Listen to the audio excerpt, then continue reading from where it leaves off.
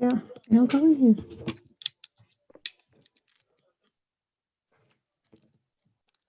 Okay.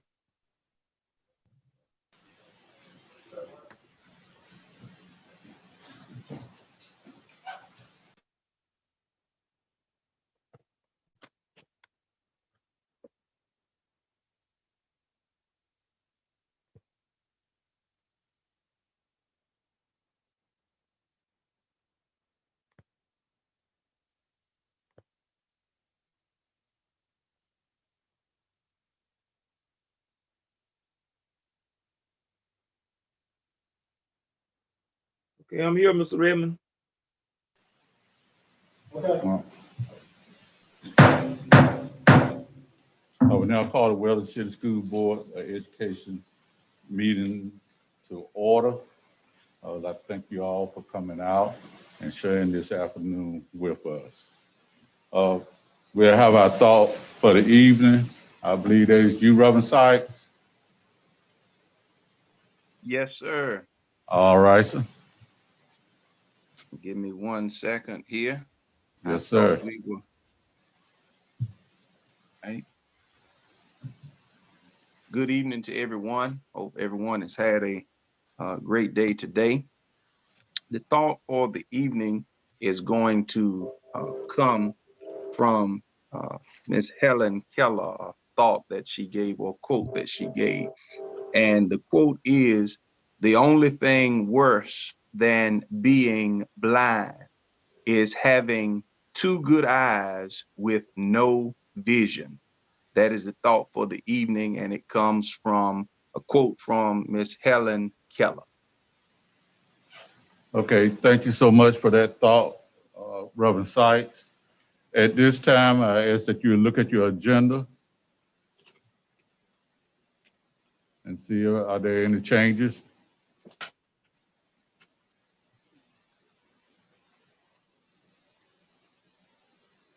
And not, if not, then I ask for a motion. Make a motion to approve the agenda. I move that we approve the agenda as Okay, presented. Ms. Jenkins has a motion that the agenda be approved. I need a second. Second. Okay, it's been motion properly second that the agenda be approved. Are there any questions? If there are no questions, then we'll do roll call for approval. Edith Jenkins. Hugh Cradle, yes. They about to vote him out tonight. James Tanya Williams, Burke yes. Robinson, yes.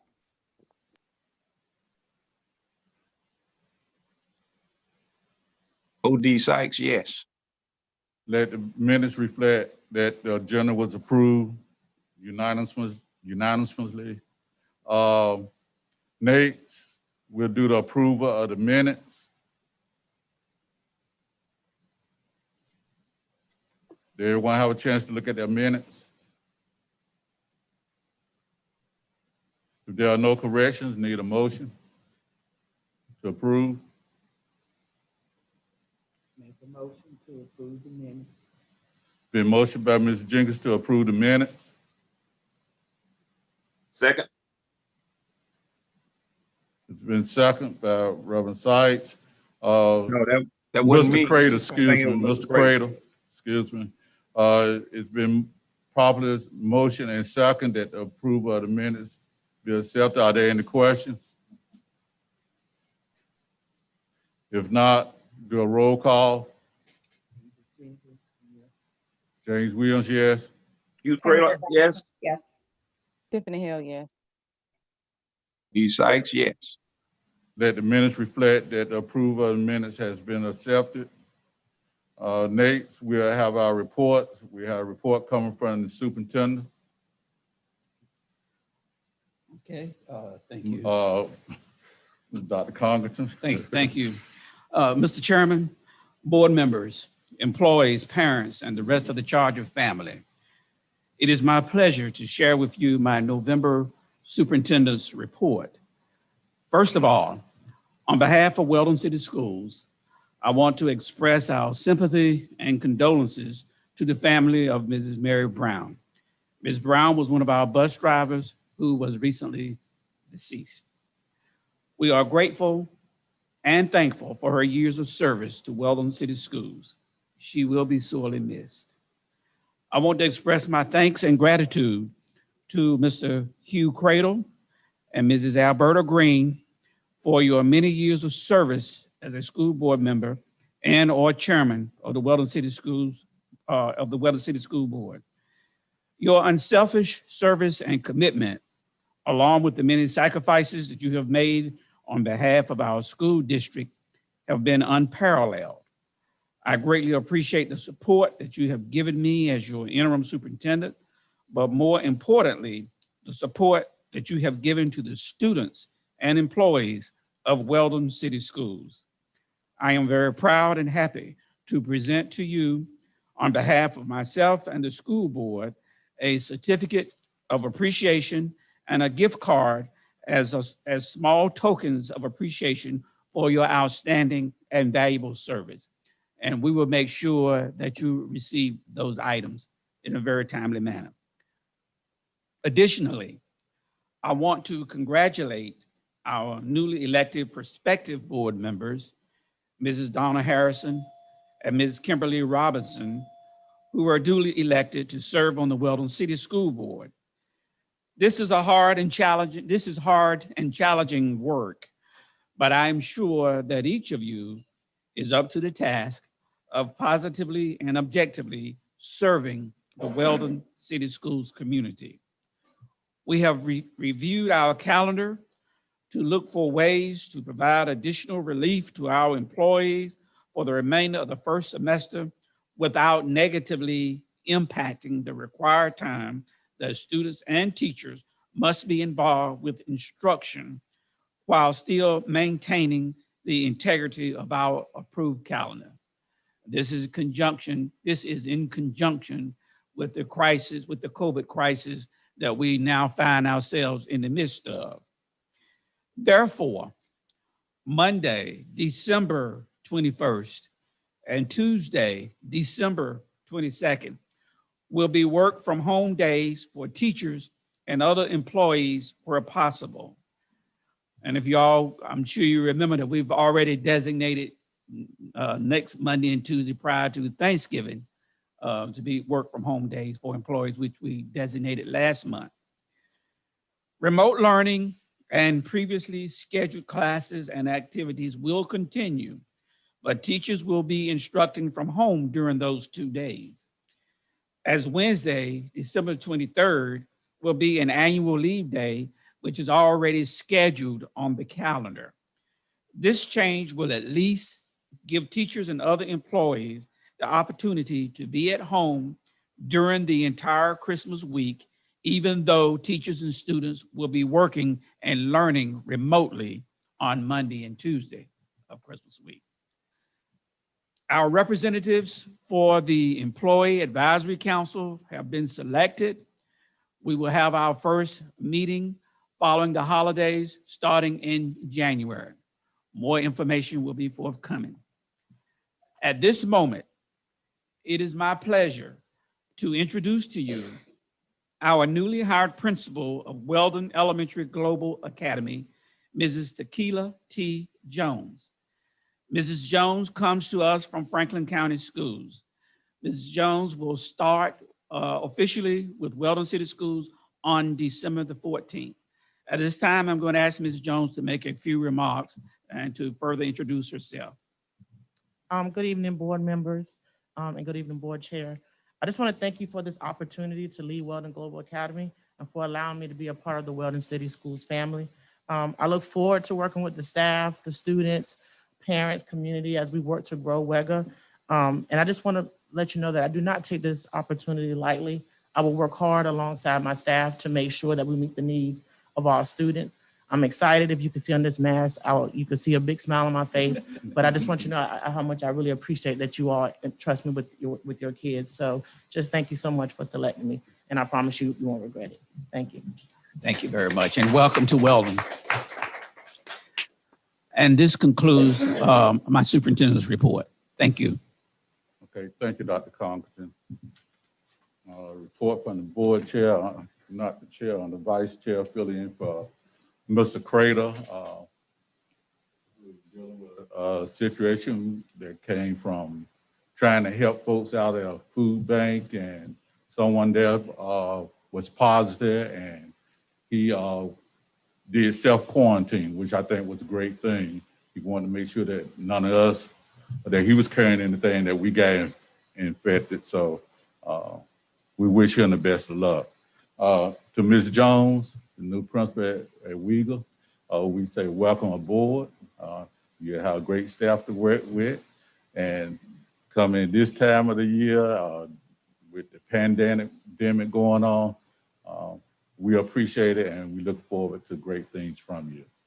I would like to say, Dr. Congleton, to Ms. Green and Mr. Crater, we do thank you for your many years of support and your commitment to Weldon City Schools. And we ask that you do not stop here, that you continue to support the schools and school district and do the best you can. I'd like to also thank or congratulate Reverend Sykes on being re-elected and continue his support and dedication to Weldon City School and its students. To the newcomers, Ms. Robertson and Ms. Belfield or Ms. Harrison, we look forward to working with those two, and they'll hit the ground running. So at this time, I'd just like to say thank you to everyone that is working with Weldon City Schools, helping Weldon City Schools to be the best school district it can possibly be. Thank you. Thank you, Mr. Williams. Yes, Thank you. sir. At this time, we'll hear from the Building and Grounds Committee. Ms. Kenny Tom? Kenny Turner. Try to change your name. It's good to see everybody tonight. I got a couple things I'm concerned about right now. Basically, we got all the heat and all working like we're supposed to. But I went to the gym today to make sure everything's working out over there. We got a problem with the inside pumps, the overall system that puts back into the inside part of the big part of the building. Well, those pumps are gone. And basically what we're going is that container that actually pushes the steam back and forth to the boiler itself. Well, it's a whole lot of corrosion in there. We pulled it out today and looked at it. I mean, we can get it going back temporary, but this is just putting a sticker on something needs to be done down the road. We're gonna need to consider doing something to the overall system by the end of next year. And y'all didn't know I'd done this in between. I got the gas company to run a gas line over there for a new system. If we decided to do it, it was free. The power company is gonna run the drop to us for free, to tie in for the new power if we decide to go this route. And I got a few prices on actually changing it from, would be a gas pack system. It'll be heat and air. And the big part of the gym will work off a big sock. Like in small colleges, that sock will blow up and fill the room up and give even amount of heat and cool air too. We never had air conditioning. It's always been just heat in there. But you're looking at since 1981, those pipes are starting to deteriorate. We're at the stage we're gonna have to go another direction. We can't keep spending the money on something that's eating us up in money. Well, this will be more efficient. We can control the heat and the air with thermostats. It won't be like walking into that hot room where we can't control it. We'll be able to control it if we go that route. I got a few prices last year. It's gonna run between like $75,000 and $100,000 to change that. But you're looking at something that's gonna last probably, hopefully 15 years. And you're looking at something that's gonna be new, plus you're looking at something that's gonna be air conditioning instead of just heat. And controllable. See, right now it's either on or off. And when that boiler is running, it is sucking up some gas. Until it can tell you, it will suck up some gas. And nobody's in that building, it's gonna suck up that gas. When we can control it the other way, that problem's gone. We can control what's going on for us coming on and off. When I turn this baby back on, she is gonna pull some gas. To me, it looks like we need to go to another route for this year if we can, and upgrade it if we can. As far as everywhere else, I've checked everything. A few little bugs here and there, basically that's coming from like dirt dobblers and wasps getting to the units and make sure they won't come on, we get all that straight. Now we have got one unit at the high school, we got a bad heat exchanger, but it's 29 years old. So I got prices and I'll talk to Mr. Wooten about that tomorrow, that falls what it's gonna cost to get that fixed. Thanks across the board, middle school is working good. And like far as that part goes, as far as heat, everything is working good in each direction for that. In the elementary, as far as the wall packs stuff over there, they're working good too. I had one in the nurse's station, that was the wasp nest. So we solved that problem today too. Another thing we're trying to do is just make sure we just maintain the monitor right now. Try to save money because nobody's in the building but the teachers. Try to maintain those temperatures, especially at the middle school. I can do that now with the controls, so we can bring that temperature down so it won't run as much. But like I said, middle school is on demand. You can't, it's going to run all the time because there's no way to split the room up because it runs all the time because that's just the way that thing is made. So we're going to control the best we can. And basically what we got going on, that water problem behind the high school, I talked to him about running a terrace back there. We're going to get some prices on that too, so how it's going to cost us like the water from running back to the building back there. But that's been going on since the day they built it. That's another issue. And for some mold and mildew, we had issues folks talking about that before. What was going on at the elementary is when they clean those rugs over there, they roll them up wet and put them back in that classroom. So all that moisture inside that rug just sit there. They didn't catch it. So what we're going to plan, me and Dr. Crockett talk about next year is dry clean them. It's 6 of them. It's used for the pre-K and the kindergarten kids. It needs to be using a body buffing machine, and what you're doing, you're scrubbing that rug, and that stuff's going right down to the bottom of it, and you're not extracting the water back from it. And they just roll them up, put them in the classroom until next year. So they let them over there like 3 months like that. So that caused mold and mildew in that one room. But we got them out of there. They're out right now, so we can get that problem. So as far as being clean, that one room I was talking about, it's fine in there now. So hopefully next year we won't have that problem. We hope we can get them dry clean. So. Any questions? Does anyone have any questions for Mr. Turner? Mr. Jenkins? Mr. Williams. Just a minute, I got Mr. Jenkins right now. Okay. Mr. Chairman, Yes, ma'am. can you tell me a little bit about what did we ever, Andrew Jackson down there, what did we ever do? Basically, in the last couple of weeks, we've been cleaning that back up. But I don't know if y'all realize when that fire happened down there, one whole classroom collapsed. The whole ceiling fell in. So we boarded it and blocked it off so you can't get to those sections. But that whole wing is totally gone. The only way to survive anything out of it would be to tear that wing off and block that next wing back off if you try to use it. But it wouldn't be feasible for the money we have to spend. You're looking at $2.5 million just to abate it. When those folks want to buy that place to turn it into a historical thing, it was like $2.5 million just to abate that building. So now we got this damage. We've got no heat and air systems down there. All that's gone. But when that fire went in there, it actually collapsed one whole classroom. The ceiling fell all the way down to the floor. But we've got it so nobody can get to none of that. So basically, that building's at the stage either you're gonna have to go one way or the other. So you want to spend a lot of money, or do you want? I think Ms. Campbell said about the insurance that they wouldn't. But when it would be left up how far y'all want to go. What direction you want to go in it, because what you could do is you could save a portion of it, but the section that caught on fire with the roof fell in, that's going to have to be tore down. And then you're going to have to block that next tier. It's made like a horseshoe. So you're going to have to block that one section back off and frame that room up to close that section off once you tear that piece off. And then we're going to get into and start dealing with the historical folks. Because y'all know I can't even dig a hole down there. When you start digging dirt at Andrew Jackson, you got to call them for historical stuff. And anything's in the ground, they want to come look at it. That's the reason we could never pave in front of it, because of the dirt in front. They don't want to cover the dirt up. But it depends on how much. It's really nothing that we really can do with that building, can we? I don't think so. I don't think it'd be economically feasible for us to try to do anything with it, especially when you consider the fact that it has asbestos in it and a whole host of other issues on top of it being in a historical district that has a whole set of restrictions, within itself. Just the fact that it's in a historical district. So that means if we can't get insurance, so we are still liable for that over there, right? Well, no, we have insurance. Oh, you do? Yeah, we have the insurance coverage. Mm-hmm. But they wouldn't pay because based on the quote that they gave from the fire damage, it was less than what our deductible was. Yeah, so we have insurance. Oh, okay. And we're trying to make it more feasible, so when you ride back, it's a whole lot decent. Because you know, Halifax complained about the way it looked, but we went down and tried to straighten some of that out, but I hate to say this, but I'm gonna say it anyway. I went and talked to the lady when I did.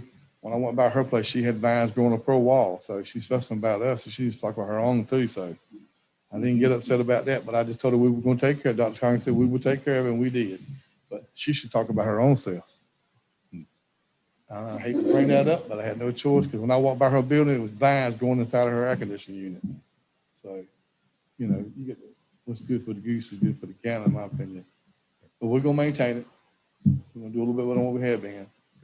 Reverend Sykes. Thank you, Mr. Williams. Mr. Turner. Yes, sir. How you doing? Okay, I hope you're doing well as Okay. well. I heard you say something about the high school and the possibility of going from not just heating it, but also having a gas pack. I didn't, you may have, and I could have missed it. I didn't hear you quote a figure, or do you have, you know, like we would normally do, has it been bidded out? Maybe you and Dr. Congleton both can share something or shine some light on that. Has it been bidded out, or you just had a proposal of a possibility of what it would cost? Yeah, we had 3 companies come give us a proposal for what it would cost to switch that to that. And we still got, it's probably gonna be changed looking at, because that was last year. And I can go back and pull those up and get them to come back again. But when I saw the opportunity to do what I was gonna try to do, once I talked to the gas company and the power company, they agreed to help me. I went on and done those parts because it didn't cost us anything. I mean, the gas lines actually already run right beside the corner of the building to be used if we decided to go that route. And Dominion said they would work with us any way we could when it comes time to do that. Okay. But that would give us heat and air. Heat and air. Right. Right. And so you just have one quote now. I actually had 3 companies come. I got 2 quotes from 2 companies. The third company didn't never show up. So but it was in the range between 85 and 100 between the 2. But they were trying to base on what was going to happen if time changed between that time we started to go that route. Because it could change, because R22 is going to go outrageous.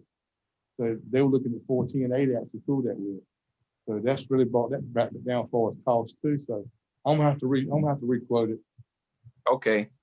Well, I don't know if how we're going to do it, but you know, with the winter getting ready to set in, and most times, you know, people that install gas packs and air conditioning units and that type, you normally get a better deal during this time of the year. So I think we need to do what needs to be done to, you know, to get quotes so we can move forward in whichever way we're going to do.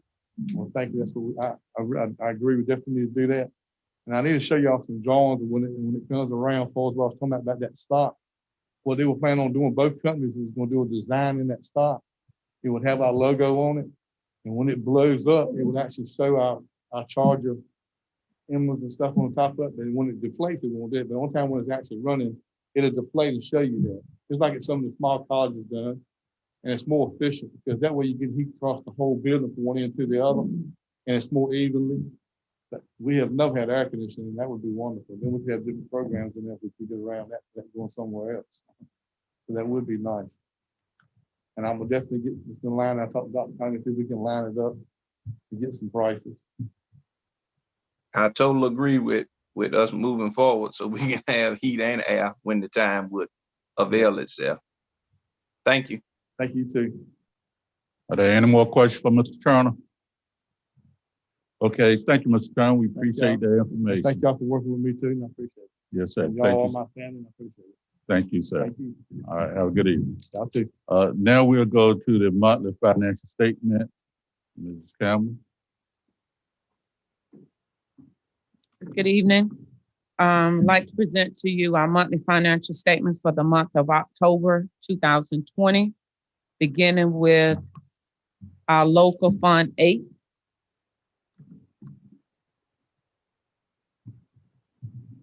Beginning revenue is $221,751.80. Had a total deposit of $251,487.67. bringing our year-to-date total to $473,239.47. Beginning expenditures, $460,216.18. Total expenditures for the month of October, $59,413.06. Bringing year-to-date total to $519,629.24. Giving us a net result for the year as of October the 31st, 2020, of a negative $46,389.77, bringing our unobligated fund balance to $334,476.10. Current expense, Fund 2, beginning revenue is $916,024.08. Total deposit for the month was $130,453.14. Bringing year-to-date total to $1,046,477.22. Beginning expenditures $340,427.50. Total expenditures for the month was $75,633.69. Bringing year-to-date total to $416,061.19. Giving us a net result for the year as of October 31st of $629,416.03, bringing our unobligated fund balance of $1,499,703.03. Capital outlay, beginning revenue is $209,739.05. Total deposit for the month was $12,049.84. Bringing year-to-date total $221,788.89. Beginning expenditure is $57,824.52. Total expenditure for the month was $48,127.36. Bringing year-to-date total to $105,951.88. Giving us a net result for the year as of October the 31st of $115,837.01. Bringing our unobligated fund balance to $570,217.01. I have a revised child nutrition financial statement for the month of September. Last month, I went on and did the financial statements prior to Ms. Garner, our child nutrition director, completing her closeout. So as of September, the beginning revenue was $148.39. They had a total deposit of $5,167.47, bringing year-to-date total to $71,315.86. Beginning expenditure was $72,033.39. Total expenditure for the month was $35,086.73, bringing year-to-date total to $107,120.12. Giving us a net result as of October the 31st of a negative $35,804.26, bring the unobligated fund balance to $227,201.74. Child nutrition October Ms. financial. Campbell, Yes, sir. is this, I'm just listening at what you said. This is September, you said that's revised, right? Yes, sir. When she closed out her month, she has commodities to post, and I missed that when I did the financials last month. Okay, because I heard you say October, and I didn't know. Oh, I'm sorry, September the 30th. I apologize. Okay, I just wanted to make sure I was correct. All right, Okay. thank you.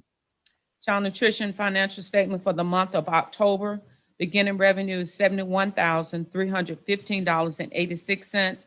Total deposit for the month was $111,964.28. Bringing year-to-date total to $183,280.14. Beginning expenditures is $107,120.12. Total expenditures for the month was $82,101.63. Bring the year-to-date total to $189,121.75, giving us a net result as of October 31st of negative $5,841.61, bringing our unobligated fund balance to $257,164.39, And in the USDA grant summer feeding, I had been recording them one way, and I found out from Ms. Garner that because of the pandemic and everything going on, they have allowed her to continue up on the summer feeding. So that's why we had a deposit of $102,000 for the month of October. I had to make a journal entry to reverse the entries. And that's the monthly financial statements. Are there questions?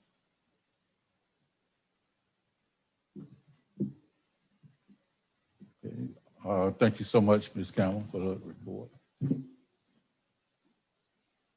At this time, we'll have school health report, and Ms. Snipes, you want to do that for us? Yes, sir. Good evening. Good evening. So I am here to report our school health report, our school health updates. So as of November the 8th, the CDC, as well as the state of North Carolina, has updated the list of vulnerable populations. The only addition to this particular list, as well as the high-risk conditions, are women who are pregnant. So that is an update from our previous guidance that has been provided. So women who are pregnant are now on the list of most vulnerable populations. As far as health immunizations, as far as health immunizations that has been extended until December, we will begin to health support if and when the students do return, and even when they do return, whenever they return, a monitoring of symptoms by each staff member. They will be self-monitoring, and the nursing staff will be keeping up with those on a monthly basis. We are updating our PPE information. We have received some additional CARES Act funding. So we are in the process of updating and getting more inventory. So when our students do return, we are prepared and ready to serve. And we recently just received an updated mask from the North Carolina Emergency Management Distribution. So we have received 3,000 adult cloth masks and 6,900 surgical masks. So that was something we were not expecting. The truck came in last week, and so we are excited to have those items as well. So giving an update on our dashboard of those who are suspected, presumptive, or positive. So for the month of October, we had 4 people who were either suspected or presumptive, and then we had 3 positive cases. So the total number of staff that have been affected by the coronavirus this month were 3, and the total number of students were 4. And so the percent of staff is 10%, 10.7%, almost 11%. And the percent of students that have been affected by the virus are 0.7%. So that concludes the health update. I entertain any questions if there are any. Ms. Snipes. Yes, ma'am. Couple of questions. You said that some additional PPE came in last week and there were 4 staff members. Have you received the student ones? We have previously received the students ones, which we were reporting on in the previous month. Those came in July. But we have recently received more adult masks, and then in our updated funding through the CARES Act, we are actually purchasing specifically masks that will be able to be supported for those those students pre-K through 2nd grade. So the smaller masks and not so much the adult masks. So how many masks are we looking to have to give to our students? Or each student will get 1 or 3, or how are we doing that? Each student will have 5 cloth masks to begin with, to start. And then as the year progresses, then we will issue out additional masks, or as needed, we will issue out additional. And then those that are on, we will have disposable masks readily available on the buses, as well as at the front office and in class, in case someone does forget or their mask becomes soiled during the day. Those will be available to support while the students are in session. And we are a little bit about the checks that some districts are doing during the morning, of course, when the teachers come in. I heard you say something about our staff is going to self-monitor, so they're going to do their own temperature checks and all that prior to coming in, or will we do that when they arrive on campus? So we will still be taking temperatures and asking the questions, but they will monitor their symptoms throughout the day, such as the cough, the fever, and any loss of taste or smell throughout the day. So they will self-monitor those, but we are doing the initial screening prior to them entering the buildings or any transportation. So when they answer those questions and they say, yes, they have had some of those symptoms, we're not sending them home? Is that what you're saying? No. They will be going home immediately, but that's Okay, if that's what I something. thought. Okay. Yes, no, ma'am. They will be going home immediately, but if something happens throughout the day and a person becomes ill throughout the day, we want to make sure that we are monitoring those throughout the day, even when students are not in the building. So this is just an extra layer of support and monitoring while the teachers are there to ensure that they are being safe while they're in the building. And will we have at each school a room or an area where students are not feeling well, they can go until the parent gets there to pick them up? Yes, ma'am. So each school has a designated area for isolation, and they have designated staff members who have been trained on how to properly monitor as well as use the PPE, the designated PPE for that particular area. So that area will be closely monitored and review if a student or a staff member becomes ill throughout the day. Did we receive any additional funding to hire someone to work just in that center or that area that will have students or staff when they become ill? So we did receive additional funding through, I think, PRC 122, the CARES Act funding, but though all of those funds at this time have to be expended by December the 30th of this coming year, 2020. So we are using those particular funds to help support some other initiatives that the state has designated that we can also use those funds for, because we didn't have any of our students coming face to face. And we were able to, successfully do that with the staff in which we had. And what were those initiatives? So the initiatives are, we have, based off of the social emotional support, because that's a big thing in which the state is pushing to ensure that all staff members have the necessary training and support to identify any student that is in crisis and to be able to support them throughout that particular journey. So we had our first training last month, and then we have another one coming up in December. And anyone is welcome to attend that particular training. And how much did we receive?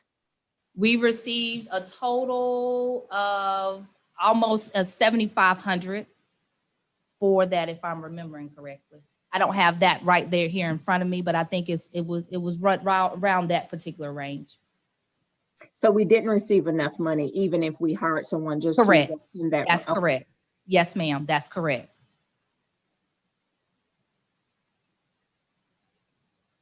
Because it was. Yes, sir. Was that the total amount of funding, or were you speaking of the total amount in regards to trying to hire someone? That was the total amount of funding. Over $7,500. Less than $7,500. Yes. Okay. Just that PRC for that particular items to address those needs. So that was just the total. So did we receive any additional CARES Act funding outside of that? Yes, sir.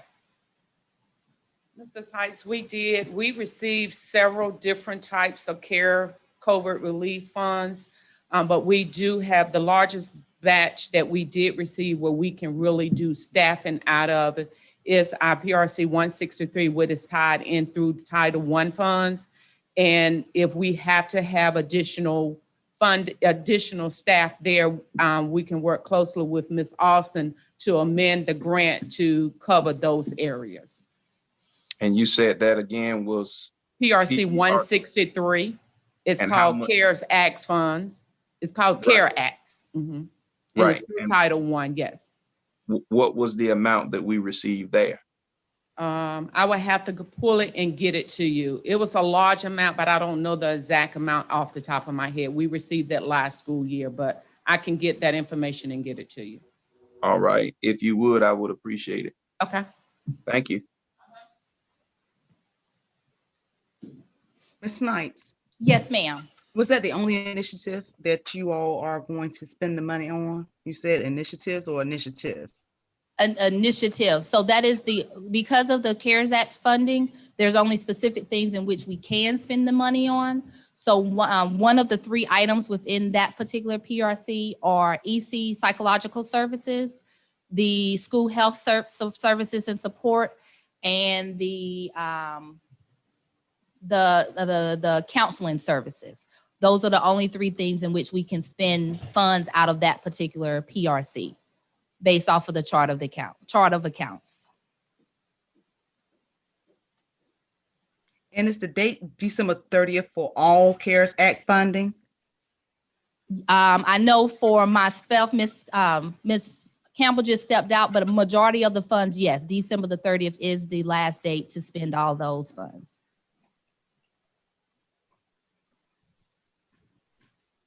Ms. Snipes, Yes, sir. if we do not expend all of those funds, will they have to be reverted back to the federal government or the state, or we can redirect them through another venue or another avenue, or they must be returned? They must be returned at this time. Okay. And it goes to the state. The federal money came to the state, and then the state issued those to us as LEAs. All right. Thank you. You're welcome. Okay, thank you so much for that information, Ms. Snipes. Thank you so much. Thank you. Appreciate it. Next, we'll have the instructional report concerning the school reopening, third 9 weeks. And this is for discussion and action. How you doing, Dr. Kelly? Good afternoon. How are you? All right. Good afternoon. Good afternoon. As we know, we have, it is the time that we need to make some decisions in regards to how we need to move forward with second semester. During this first semester, the board has decided that we will have complete remote learning. And so at this time, we need to have a discussion in regards to how we're going to proceed so that we can plan accordingly with instruction for second semester. So we have 2 options. The first option is to continue to have instruction as we have currently, which is 100% remote instruction. And then the second option is to have a blended face-to-face model. So we've shared those ideas with you previously, as well as we sent the information to all of you for you to look over. So tonight we need for you to have discussion if you need and make a decision in regards to how we need to move forward with second semester so that we can begin to plan accordingly, because it will begin soon after the Christmas break. So we'll need the time during the month of November and December to plan on how we're providing instruction.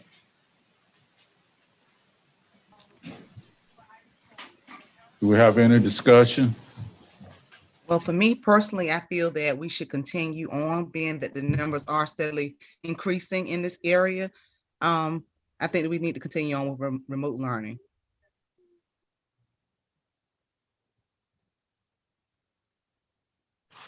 Mr. Williams? Yes, sir. If I may, was another survey sent to our parents in relation to the second semester of our school year? Yes, sir. And what were the numbers as far as that is concerned? Okay. And that also was in the information that was sent to you, and I'll share some of the highlights from that. The parents, when asked what was their preference on how they would like to return to school second semester, 63.8% of them said they would like all remote learning, 26.1% said a mix, and 10% said all in person. When asked the staff, they said 56.9 was all remote, 36.9 was a mix. And when asked the students, 44% said a mix, 31.5 said all remote, and 24.5 said all in person.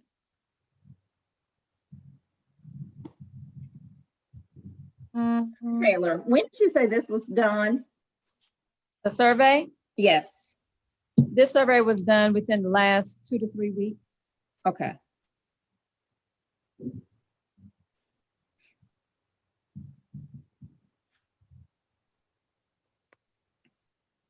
Any other questions? Let me say, I think we should remain remote. Considering we had a holidays coming up, not Thanksgiving, but a big holiday with Christmas and that winter break. And, you know, they're out for a little over 2 weeks. And that's going to be a time when they're going to be getting together. We don't know where they're going or what's going to happen. And everything is on the increase. I think we do have to look at it before we just commit totally to online second semester. But I don't think we should do anything until at least to maybe the first week of February, and we can revisit, you know, in December and January and see which way the trend is going. But I think it's just going to be too much activity. We won't have the students for about 2 weeks. Families going to be getting together. Some going to follow the guidelines, but I think that would give us time after the holidays to see which way our students are or which way the governor is going with his idea. So I don't think we should even maybe revisit until about the 3rd week of meeting in January. So for the 3rd quarter, you're recommending continue what we're doing now for the 3rd quarter. So that will take us like not semester, but the next quarter coming up. Next, I think we should revisit the 36th. Yeah, this is the third quarter starts when we get back. Right. Right. So In we'll start back remotely, and then the 3rd quarter will start what, the 4th?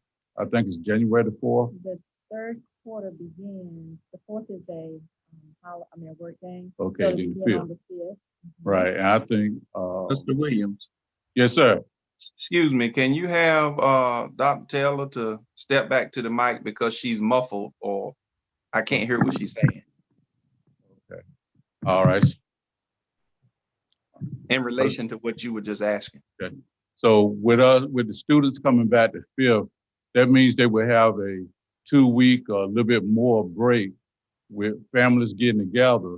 So I think that between the 5th and our board meeting was the 25th in January, then we revisit the situation and see which way it's going, and then see if we want to go to plan B. But until then, I think we should stay with plan C. So the semester would start off with plan C.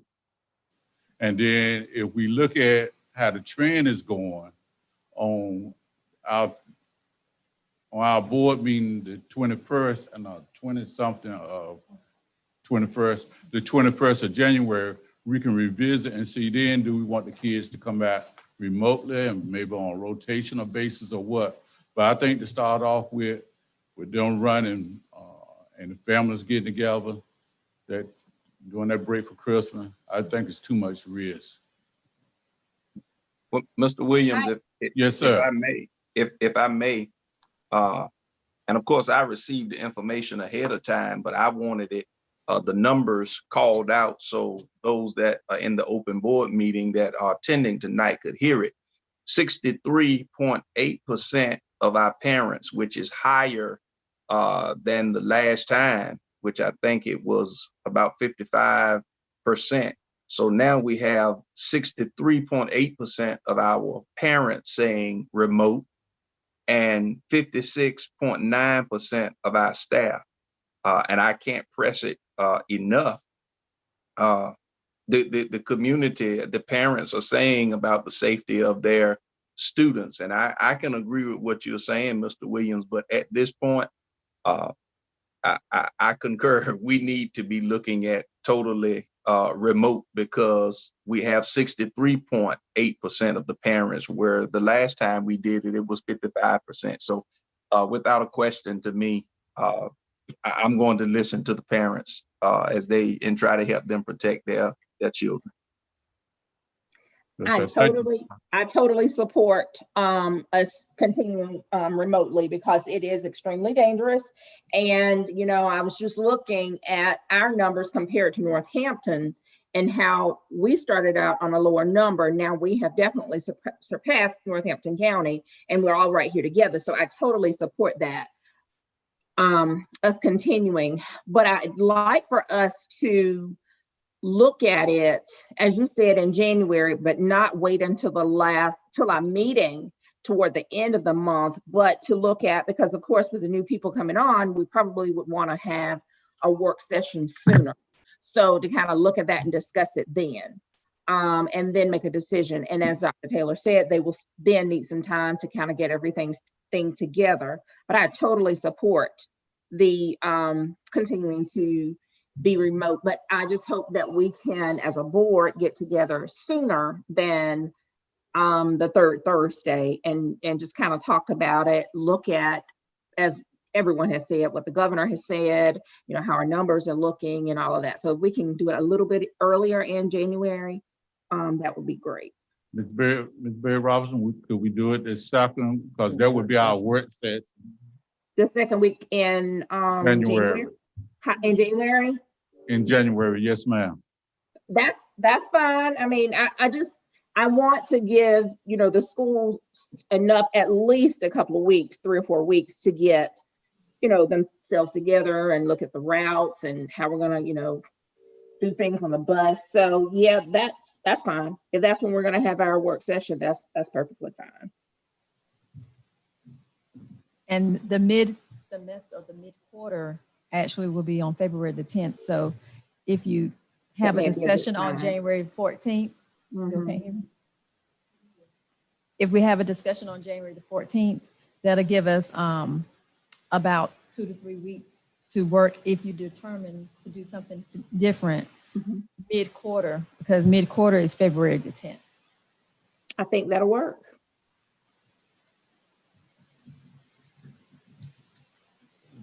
Dr. Congress? No, I was just saying, we get a motion, because right now we scheduled to just go through this 9 weeks. So could we get a motion to that, what has been said?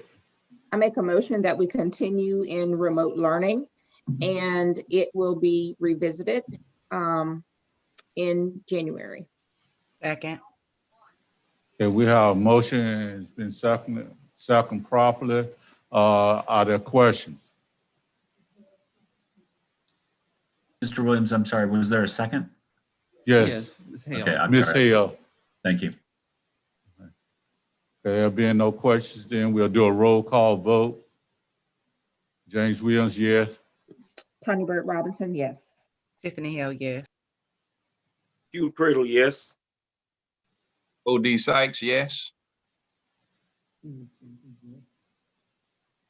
Okay, let the record reflect that we had unanimous decision to begin with remote learning, and we'll revisit it the second Thursday in January.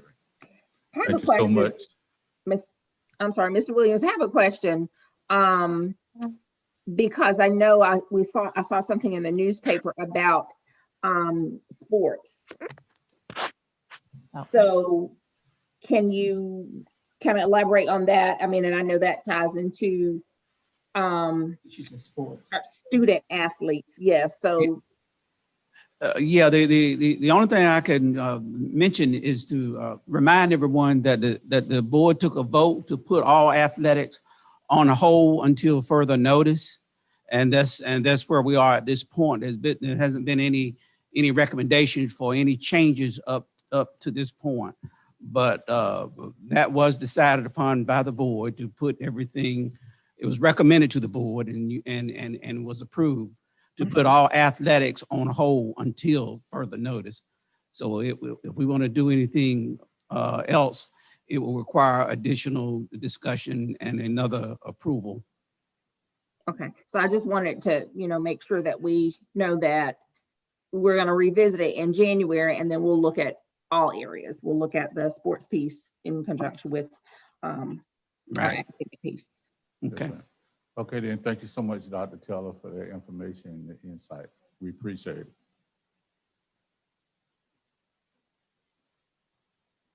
Okay, now we will have from the School Board Association, the superintendent schedule and revision and discussion.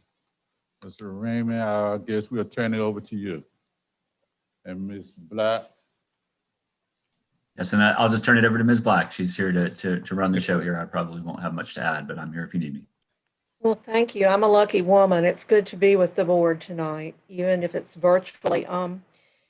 We had sent you all an email earlier this week.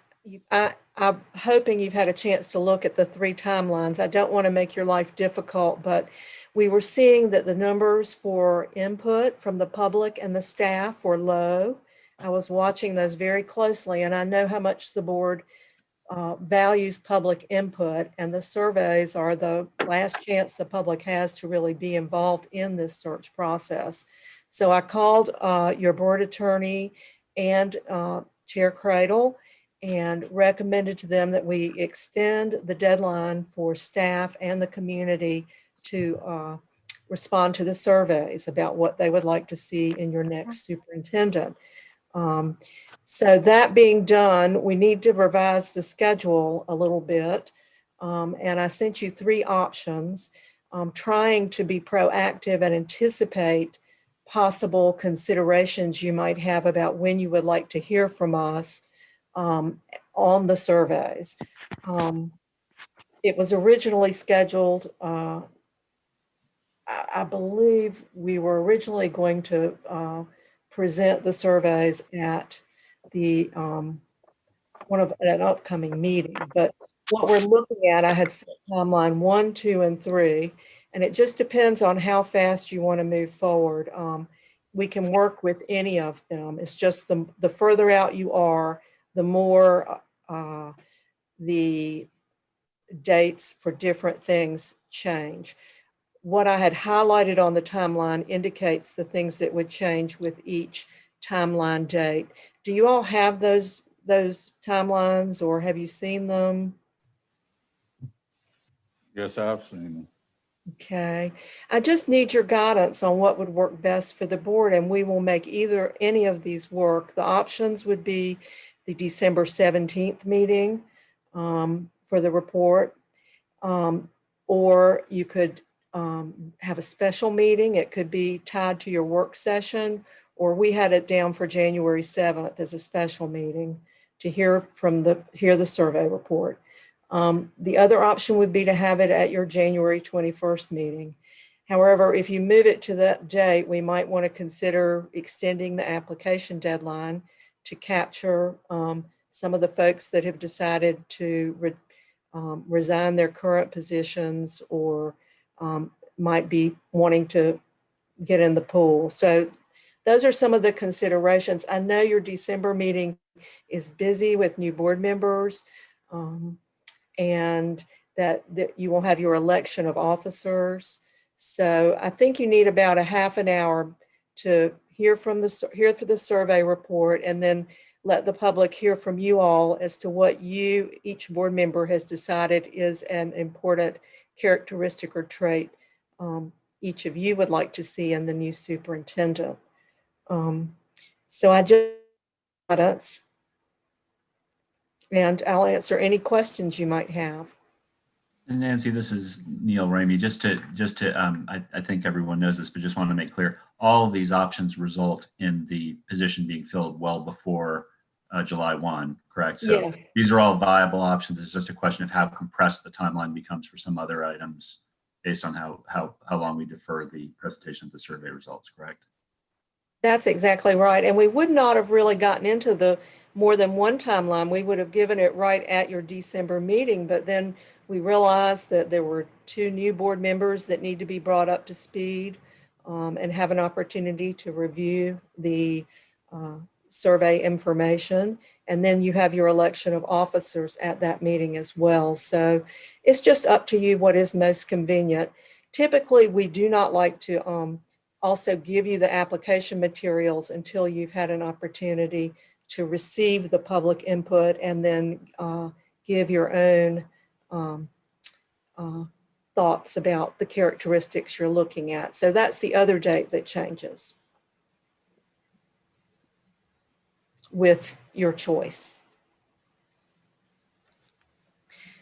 So if you look at the first timeline, if we give the report and you all make the profile at the December 17th meeting, the application materials would then be available on the 18th.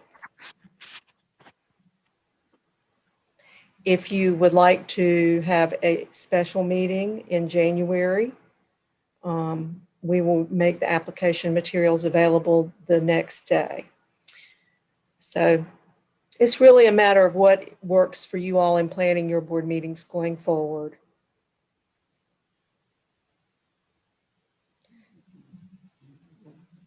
Mr. Williams? Yes, sir, Mr. Sykes, Reverend Sykes.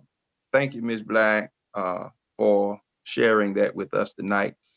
This is just me personal. I mean, we have to take care of business. I think everybody on the board knows that. I don't have any problem with our December meeting.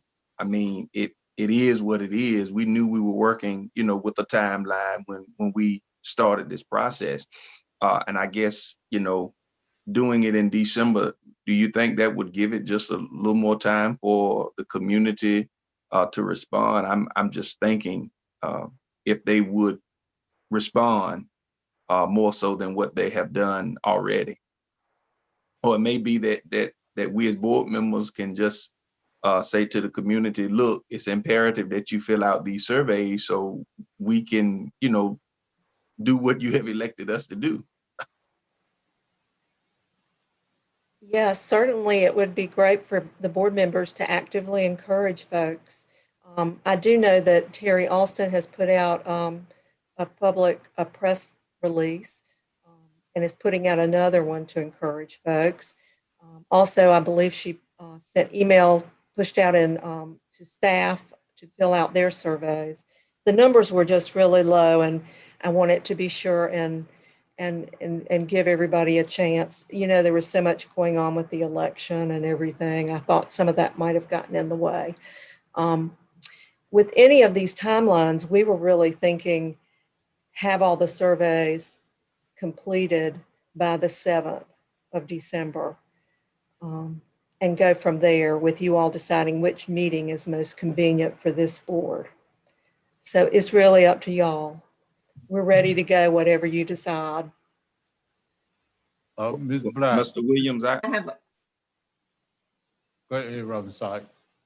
Oh, I was just going to say, Mr. Williams, with her saying that we're pushing it out to December the 7th, you know, we can either do it in the December meeting or, you know, have a special meeting in January and go from there. I'm fine with either one. I just don't think we need to push it out to the end of January. We need to try to get it done, you know, December or the 1st of January as we possibly can.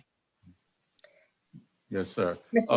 Ms. Black, you said that the survey extension was done to the 7th, was it extended? Yes, sir. December the 7th? December the 7th.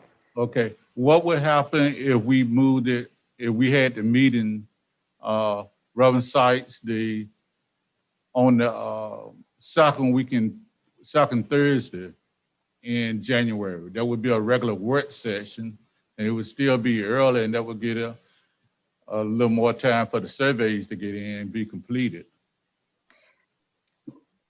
We could certainly do that. That's another timeline, but basically what would happen is you all would have to have an open meeting attached to your work session, and we would provide the applications on the 15th, and we would go from there. There's nothing wrong with that. Mr. Williams. Yes, I'm sorry, ma'am. Ms. Black, go ahead. My question about if we're gonna extend it out to the 7th, and then we're having a work session on December 7th. We're gonna extend it until then. And then you said a work session on the second Thursday, which would be the 14th in January. Yes, ma'am. Okay, so if we do that, Ms. Black, and maybe I'm not looking at the correct timeline here, but if we extend it to the 7th of December, the packets will be made available to us on what date? Because we would want to do it definitely after the new board has come on so that they can get. That's exactly right. And, you know, I think we can make the packets of the survey materials available as soon as your new board members are on. I mean, we could do that December. When are they going to be sworn in? Were you all able to figure that? Do you all have that information?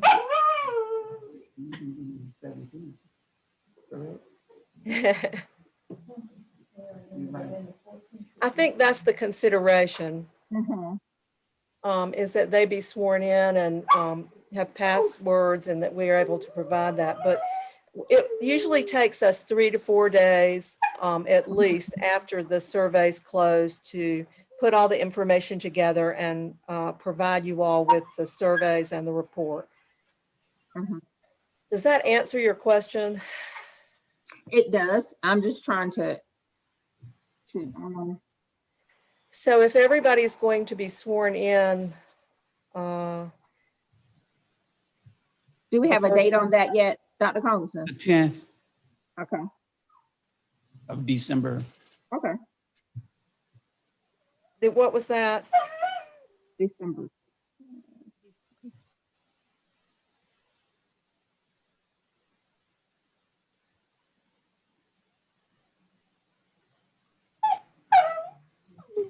So, Reverend Sykes, what date was that for January? Which date are you talking about? When you said in January for the information being presented to us, the survey. Oh, I was saying before any work session, maybe as soon as, you know, everything got started in January, you know, we could do something as soon as the kids, you know, our students rather began online instruction. If we needed to do that, I didn't think we had to wait it. Because my thing is, I don't think we need to open the process back up for applications, because that's a part of the consideration as well. I think the application period has closed. We need to leave that and just, you know, extend the time to have the surveys, but then get to those surveys, the information from it as soon in January as we possibly can. And if they can do it, you know, by December when we meet, I'm fine with that too. We can do that, and we can do the second timeline I sent you all really I had picked a special meeting January the 7th, which let's see what day it was, but we can do it in the first week, you know, of January. And that is the first week in January. That is a Thursday. I picked that because that's when you seem to meet. And we could have a special meeting that you notice and hold in open session, and we will present and you all can create your profile. It'll take about a half an hour. It all be tied to the work session we do on the 14th. The only- Just getting back from The only thing with this 7th, we will be having a meeting, and then we will be having one on the 14th, and then we will also be having one on the 16th. That's right. On the 21st.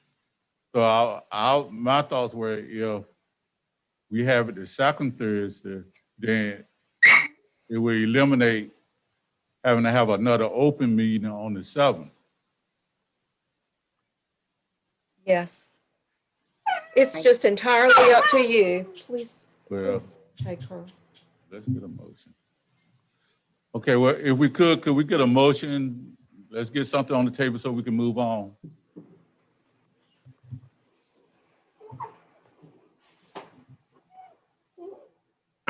I mean, we can work with, what do you think, Mr. Williams, December or the other board members? I mean, December, or I know we're not trying to drag it out. No. Yeah, I've given you too many options. Yeah. But either way, I mean, I just think it has to be either the second week so that we will not have 3 meetings, or either go in December. So could we get a motion? I don't want to make the motion. And second. Mr. Williams, what would the date be in December? Already set for January in Right. terms of the work session. It's your December 17th meeting. Okay. You're going to have that meeting anyway. It's a regular meeting. Yes, and then the new members will be on then too. It's just that you have a lot at that meeting that has to be taken care of, I believe. And that would be our first meeting. Mm-hmm.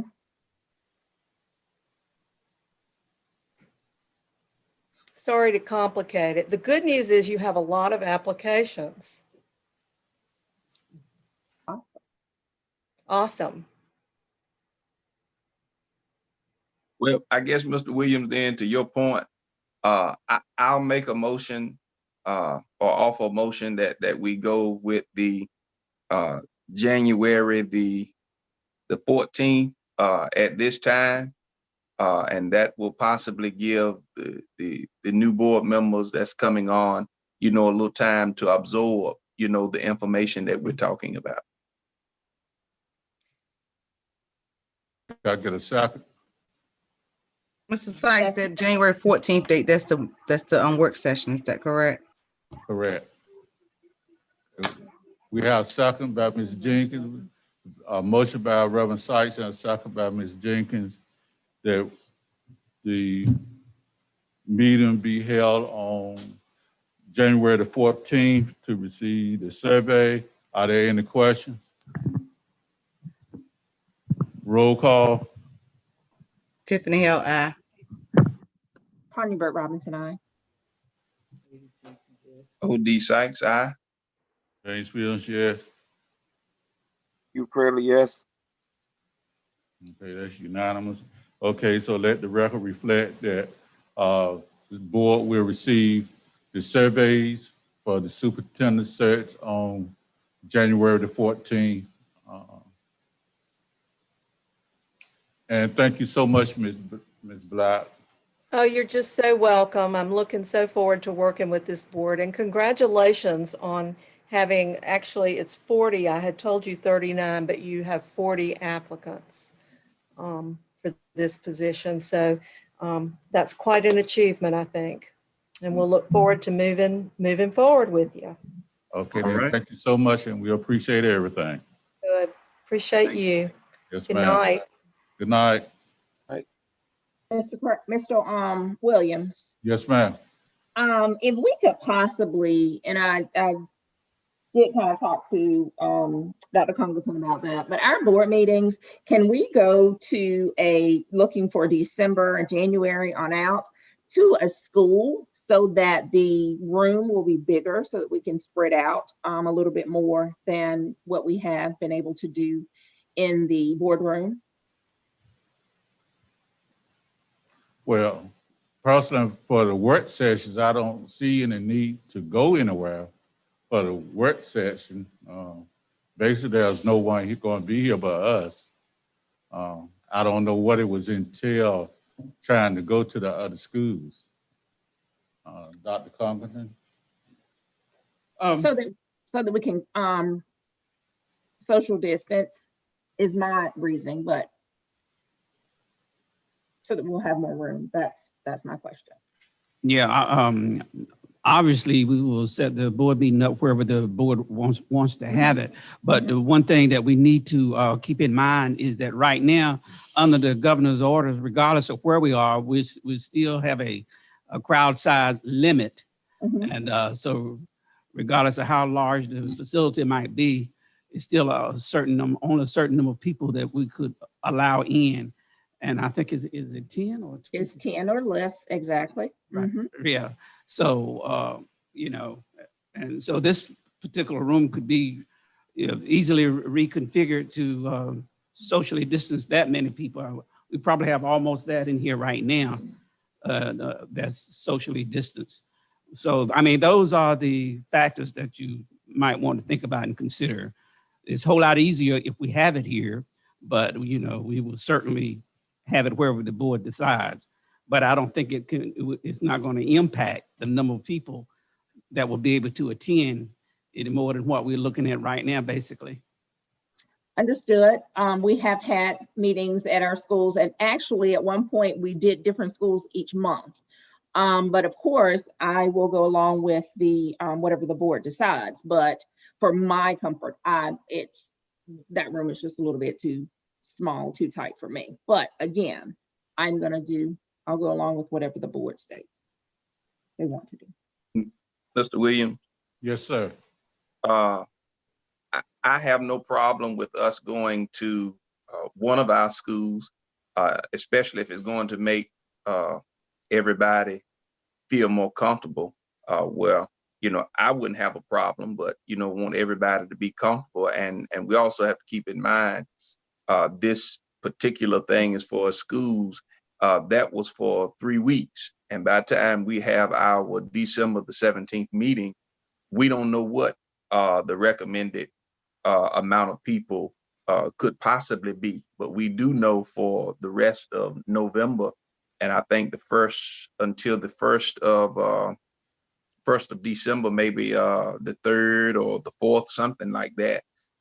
This particular thing was in place for 3 weeks. So we don't know what it will be in December in that regard. So I think if we go ahead on and plan now to either go to the elementary school or the high school, we would be ahead in that respect. That's just my personal opinion.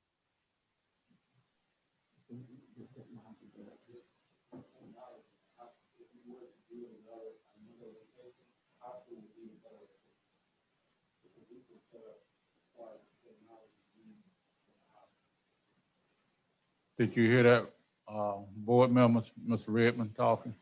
I have not heard a thing. Good evening, everybody. So what I was recommending, if we were to do it at another location, regarding the technology needs, the high school would be the better location due to setting up the computers and the screens if we do have anybody from the community to join us. Currently, I will tell you that our board meetings are streamed live on YouTube. So the community is able to watch from home if they're not feeling comfortable to come in. And I can tell you, I've been touching bases with my tech. We have about 40 people watching currently. So I just want to give that information. Mr. Williams? Yes, sir. With Mr. Redmond saying that if we chose to go to a school, the technology needs would be better at the high school, then I think our December meeting, we need to look at going to the high school. Were you referring to the cafeteria, Mr. Redmond, in particular? Or any space at the high school? Any space at the high school. We have mobile units similar to what we have here in the boardroom. So if we needed to set up, we can set up anywhere in the high school, the library, or the cafeteria. Okay. Well, I think then, since we do have some board members talking, being comfortable in a larger venue, I think we need to look at the high school and, see which venue would be better. Which space would be better, the cafeteria or the library.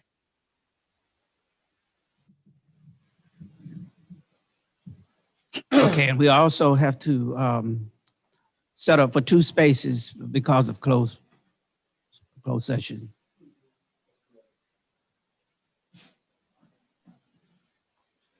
All right. I received that, Dr. Congleton, so I guess we could choose the smaller of the two, the library for closed session and do the cafeteria for open session.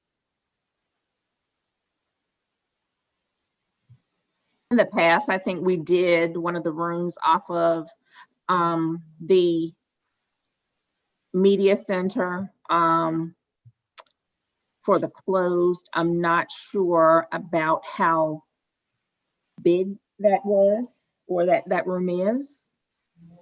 It may be even smaller probably than the actual board room that we're using now. But I know that was, one place that we used. Let me ask that in terms of a meeting in December with the governor's guidelines now being 10, that's basically us and a few other people. Do you think that now we need to move or meet as we are now here, and then in our meeting then, or our workshop, when the workshop would be too late for January, but in our next meeting to see if the governor has changed to extend the number of people that can attend. Because if not, I mean, I think this is serving the purpose if it's going to be limited to 10. And then look at doing something for January if he relaxes those guidelines.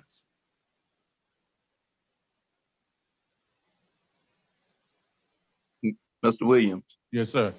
I'll just listen to what you said. I mean, I think it's going to be 6 in one hand, half a dozen in the other. So could I just throw this suggestion out there that when myself and the other 2 board members that's coming on, when we take the oath of office, December the 10th, can the new 2 board members, maybe express their concern as far as to Dr. Congleton, and before we actually, would say, we could say their feeling as well, because I hear you loud and clear, whether we want to do it now or, in that respect. I think we'll still have enough time if Dr. Congleton asked them on the 10th what their, opinion would be.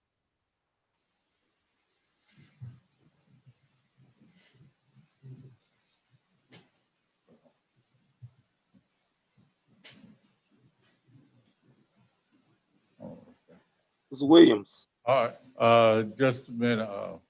Ms. Hill has to be excused from the meeting. Right. Okay. Okay, Mr. Cradle. Yes, sir. All right, let's go back to what Mr. Sykes was saying in reference to the fact that the governor said about the 10 days is 3 or 4 weeks possibility, and it may change at that given time. Okay, and I concur at looking at that. But let's look at the fact that the coronavirus, the numbers that they're talking about, statistically, they are going up. They're not looking for them to come down at this particular time. And so, according to the experts, and so I don't foresee them changing it in the next 3 or 4 weeks with the alarming rate that the numbers are increasing. And so if he changes it, I'll be surprised. But based on the fact of the numbers you have now and what his request is at this given time, I think that we should look at it and go forth with his recommendation for us to 10 people. And then after that date, 3 weeks from now, when the time expires, and we can look at the numbers then. And when we meet at our next meeting, then you can decide at that given time if you want to move to a new venue, based on the fact that it may have changed. But if it hadn't changed, then you do it month by month based on the fact that what he might do. But for as the board members, new board members come, I don't think that my tenure expired on the 10th. My tenure expired the day before the next meeting come. And so, and Ms. Green tenure expired at the same time.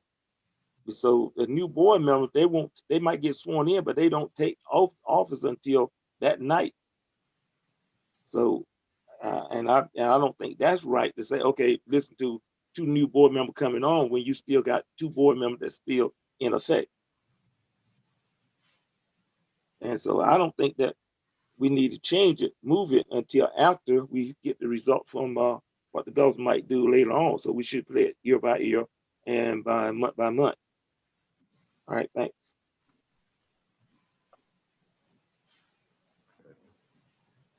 Mr. Williams. Yes, sir. Attorney Ramey, I guess I'll need you to chime in on this. Sure. Correct me if I'm wrong, but I think my current term ends the end of this month, which is November the 30th. Actually, I believe your term continues until unless and until a new member is sworn in. Okay, so I believe there's, and you know, by law you have the board has to swear in members in the December board meeting. Well, in this case, it won't be the December 17th board meeting because myself and the other 2 board members take the oath of office December the 10th. Yeah, and that's fine. Right. No, that's fine. As long as you have a swearing in a meeting in December, your first meeting in December, that's fine. Right. But your term does not, you remain a board member unless and until a new board member is sworn in. So you would remain a board member between the end of November, between the election and your swearing in again. Right. And so, but basically what I'm asking is because the oath of office is the 10th of December and which, the oath of office, and I think it's a work session, myself and the other 2 board members, when they take the oath of office, our next, I guess, open session meeting would be December the 17th. Mm-hmm. So the new board members, as I was saying earlier, could give their consent whichever way at the 10th after they take the oath of office to the superintendent, and then we could move forward from there. That's correct. Okay. Yes, sir. So, Mr. Ramey. Yes, sir. Okay. So in the past, historically, when our term would end the day before the regular scheduled board meeting. So if you're telling me that you shorten my term of service because of a special call meeting or work session, and to do the swearing in, we sworn in before, but you didn't take office until the night of the official meeting, which is that's what always have been in the past. So you're saying now that it can be changed? No, maybe I misunderstood something in Mr. Sykes' question. Your term extends until a new board member is sworn in, and the new board member should be sworn in at the first meeting in December. It's not necessarily whenever your normal meeting would be. It's whenever the first meeting is. I'll pull the statute just to be sure. Let me look it up real quick on the site.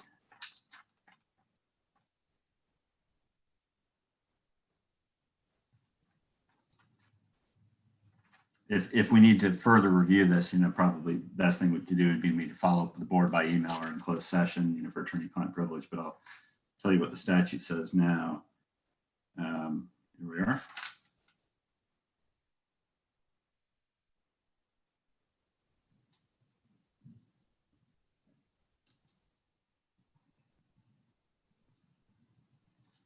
Actually, that's not the right one. I may need, if I can't find it quickly, I don't want to keep you holding. I may just need to follow up with an attorney-client email to you all. Give me 1 second, see if I can find that relevant provision. Let's see.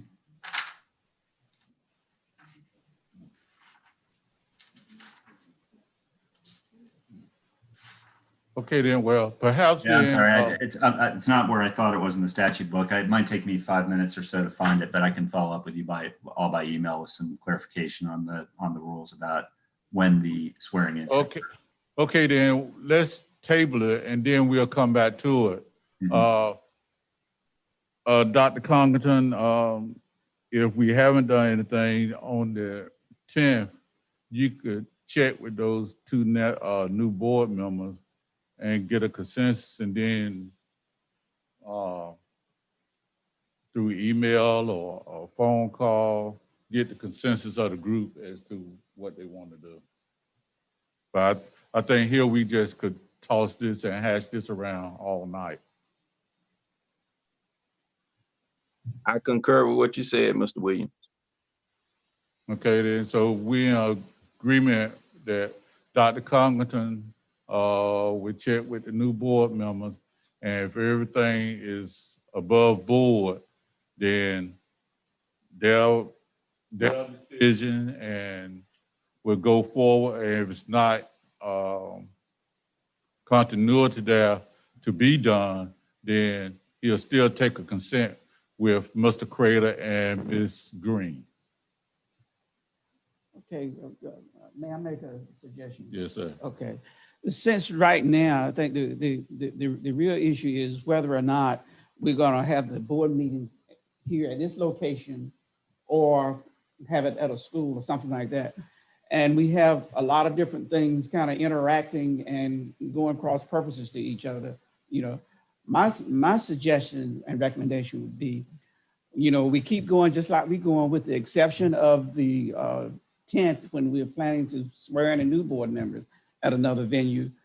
But why don't we just keep everything going until we have our regular meeting in January, and then everybody can decide then, you know, as a group. There's no question about who's eligible and who's not, and then move forward from that point. If we want, because we don't really care where you have it. We just want it to be done the proper way. We need to know, so we know how to advertise and all those kinds of things. And even though it is much more convenient, you know, to have it at this location, but if we limit it to 10 people, you know, then as far as I'm concerned, you're better off to be in a location where you've been accustomed to doing it. You got your equipment and everything, you know, in place and that sort of thing, because you're not going to be able to accommodate any more individuals than what you've been accommodating to begin with. That's just food for thought, but we'll do whatever the board decides, but that's my suggestion.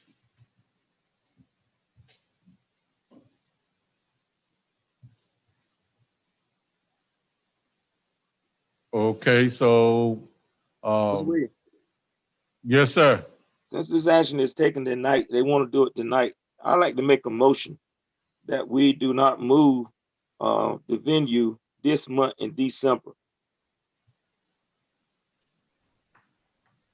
Since the action was brought up. A motion not to take action is not necessary. If there's no action to move the meeting, it won't be moved. So I'm not sure. But I don't want the question. The question is to move the meeting in December. To location, the venue of the meeting in December. So I'd like to make a motion that we do not move the venue for the meeting in December. And again, there's been no action to move the meeting, so I'm not sure that procedurally there's any need for you're taking action. Not to take action is not a proper move. Well, you took. Excuse me a second. You took action by saying that you want to make a decision whether to move the meeting this month to December or not. And so it's in this meeting.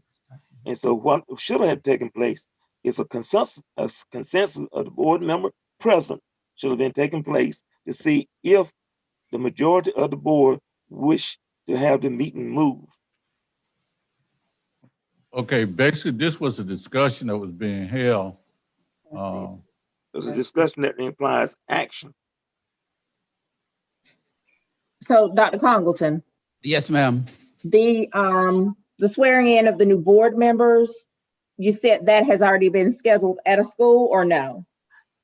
It has been scheduled, okay. And and the plan was to have it at a school, but that's can be, okay. You know, that's not in stone. The important thing is to establish a date and a time. Right. And we can have it. I was asking because I thought that's what you said, but that's fine. Okay. Whatever works for me. Okay.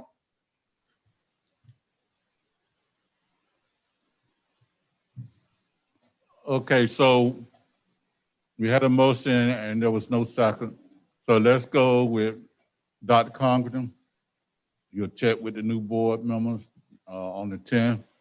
And if what Mr. Remy Yes. find out that when that time frame is. Yes, I'll follow. I think I found it, but I just want to double check, make sure I've got everything straight. So I'll send you all an email, attorney-client confidential email, and you know. And then you let us know from there. Mm-hmm. Dr. Conklin. Okay then. All right. So the decision is that Dr. Conklin will check with the incoming board members once they are sworn in. And then according to the information he receives from Mr. Remus, he would then decide if those board members are sworn in, if their time of duty becomes effective then, or as Mr. Crater has stated, it goes up until the next board meeting. And Dr. Congleton will then contact each of us to that effect. Okay, just so I'm clear. Okay, so are we saying then that I would be seeking a consensus from everybody once those other two board members have been sworn in? Because I think everybody, all seven board members would need to, correct, express a consent. And if they one way or the other. Yeah, and if they don't become effective, then you'll check with Mr. Crater, Ms. Green, and the other board members. So just to make sure I'm clear, at this point, the board hasn't taken any action to move a venue or change a date. No. Just been discussion about the possibility, and the notion is just to check with the incoming board members after they're sworn in to get their preferences, and then you're going to follow your normal process for setting your meeting times. I mean, you have policies and procedures for doing that, so there's been no action taken to change anything at this point, just some discussion, and there'll be further discussion. Is that fair? Yes, That's it. Okay, thank you so much. Whew. All right, now, oh shoot. This thing on silent, this spam. Excuse me, ladies and gentlemen. Now we'll have our presentation for Student of the Month.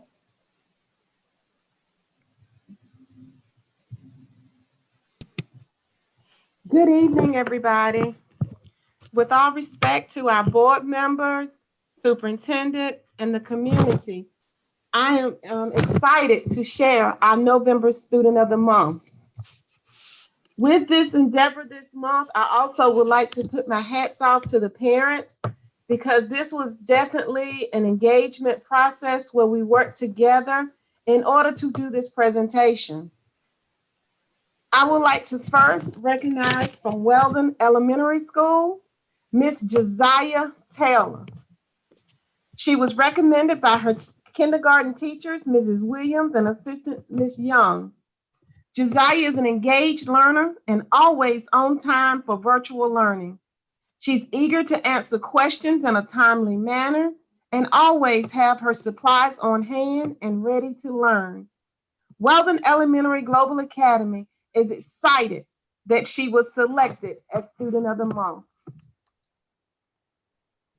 For Weldon Middle School, we have Mr. Makai Tyrone, who the entire 5th grade team at Weldon Middle School selected.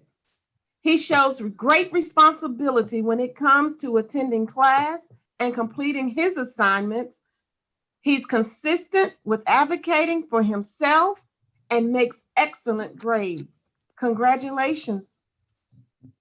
Also, we go to Weldon STEM High School. We have a positive attitude in Gabriel, and better known as BB Israel. Despite the ongoing changes and challenges associated with remote learning, BB has kept a positive attitude and has been persistent in his communications in school personnel, classmates, and the community college staff.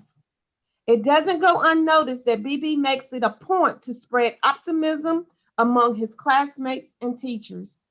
He has maintained a stellar academic record this year while being duly enrolled in the welding program at Halifax Community College. Additionally, he's employed at a local eatery and has some of the best customer service around. Without question, he is a strong leader of his generation, and he was recommended by his counselor at Weldon STEM High School. We also have for Roanoke Valley Early College, Miss Trakaya Nicholson. She's a ninth grader there, recommended by Mr. Ching, her math teacher, and she's in his Math 2 honors class. She has shown a great deal of responsibility during this time, and she is demonstrating exceptional focus on her academic success while having to learn virtually. Not to mention that this is already a big transition for her as her first year as an early college student. She always submits her work on time, and she's the only student in class who had a perfect grade of 100 during the first quarter. And she's currently maintaining that perfect score. She's a pleasure to have in his class, and she looks forward to seeing her continued success at Roanoke Valley Early College.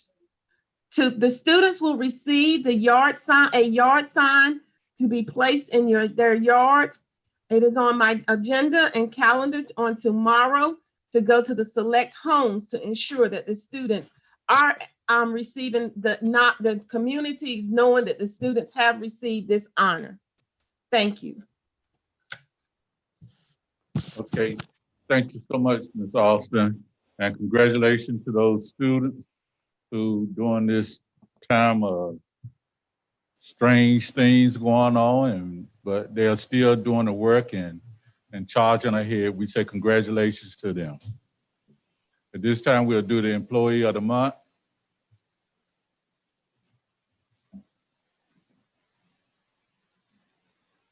Do we have one?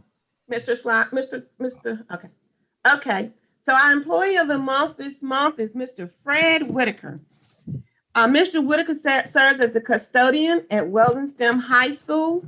And in the time where learning has gone remote due to the global pandemic, the cleanliness and sanitation of our buildings is of utmost importance. Mr. Fred arrives early, stays late, and works tirelessly to make sure our buildings and grounds are up to par. But as morale goes, he offers our school a familiar, welcoming face and a kind spirit. Without a doubt, the kind spirit and willingness to help others is greatly appreciated at our school. He was submitted by his school team as for going over and beyond his responsibilities. Okay, we'd like to say congratulations to Mr. Fred Whitaker, who's been with us quite a few years, and he's also known to be the best dancer that we have in Weldon City Schools. He is. So next, if I may, we would like to recognize a Parent of the Month, and that's Miss Maddie Adams. Miss Adams has been extremely involved in not only her granddaughter's academic progress, but also in the school activities. She has always supported Weldon Middle School and actively participates in the town hall meetings and always providing meaningful feedback. She's also served as a district volunteer, and we're just happy to recognize Miss Adams and congratulate her for being selected as Weldon City Schools Parent of the Month.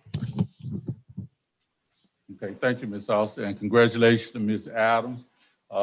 She's truly a hard worker and definitely one where you can go say it takes a village to raise a child. We'd like to thank you, Ms. Austin, for those presentations. Next, Dr. Cohn, we have public forum.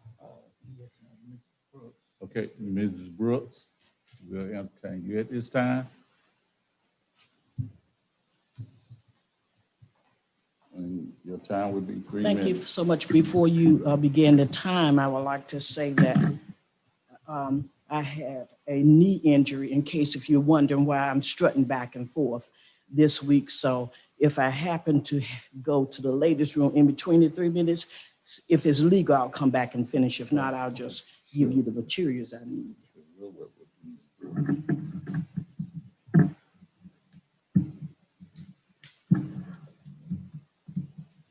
Good evening. Good evening. I come to you tonight. Are you ready? Yes, ma'am. I come to you tonight with mixed emotions. Teacher Appreciation Week was recently recognized. Tonight, I salute the late Dr. Lucille Price Battle, a veteran educator, administrator, Martin County native, and family member of mine who also worked with Weldon City Schools. Dr. Battle met me the first day I arrived at Weldon Elementary School for employment. She knew me, my husband, my son, and she knew our passion for education. And she said to me, and I quote, "I'm so glad you're here. I told everybody I could about you all. They won't like you, but they need you," end quote. And you know, Dr. Battle was right. For righteousness' sake, there are many in Weldon City Schools who don't like me, but for righteousness' sake, I will continue to do what I know is best for all children, not just for my child who was in Weldon City Schools. I've applied for positions over and over to no avail. After the death of a husband, Dr. Ernest Brooks Jr. You see, Weldon City Schools is in dire need of improvements, especially in the areas of public relations, curriculum, and creative finance. Mind you, I know that the finance department has been getting accolades, but I said creative finance. I have enclosed a letter of support to address one of these areas that I recently encountered, and that's public relations right here. As a parent of a 16-year-old who was accepted at Morehouse College, I was constantly denied employment with your system for positions for which I was well qualified for. Yet, you board members and some workers, your children were enrolled in early college. They completed 2 years, then went on and had only 2 years payment for a 4-year degree.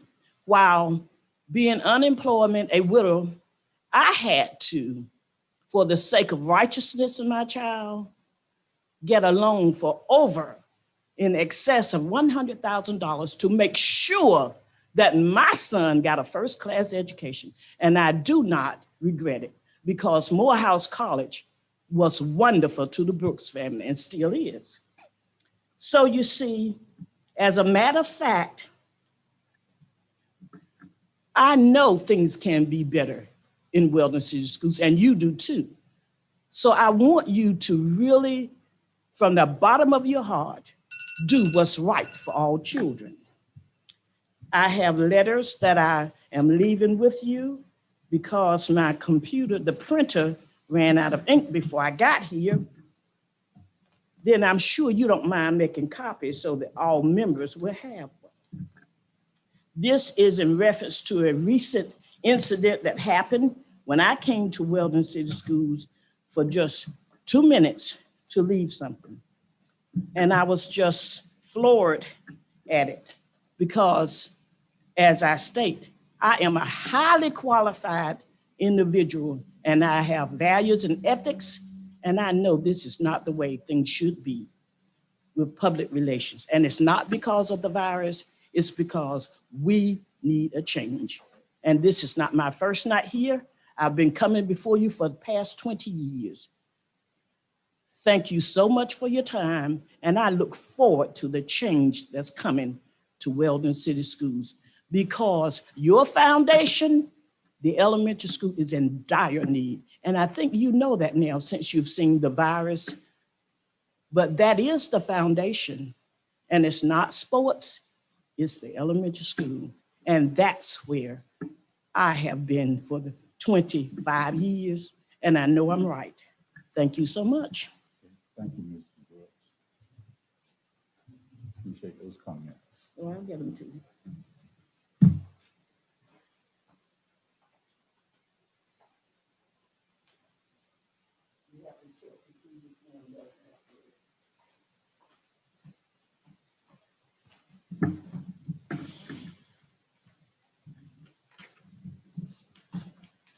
There is an open letter. You just need to make copies for all. Everything else is the same.